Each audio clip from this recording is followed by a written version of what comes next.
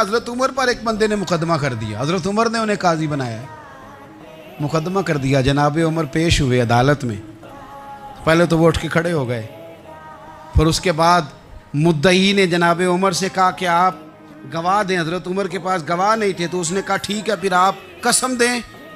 تو حضرت ابی بن کعب رضی اللہ تعالیٰ عنہ فرمانے لگے آپ کو امیر المومنین کے ساتھ یہ رویہ اختیار نہیں کرنا چاہیے، آپ امیر المومنین سے قسم کا مطالبہ کر رہے ہیں، آپ کو پتہ نہیں کہ یہ وہ ہستی ہے جن کی رسول پاک علیہ الصلوۃ والسلام نے گواہیاں دی ہیں کہ بڑے کام کے آدمی ہیں، ان کی فضیلتیں حضور نے بیان فرمائی ہیں۔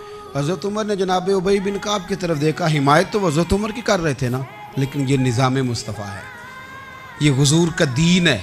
حضرت عمر فرمانے لگے آپ اس مقدمے کا فیصلہ کر لیں، بعد میں آپ کو معزول کر دیا جائے گا۔ یہ آپ نے کیا کہا کہ امیر المومنین سے مطالبہ نہ کریں؟ فرمایا میں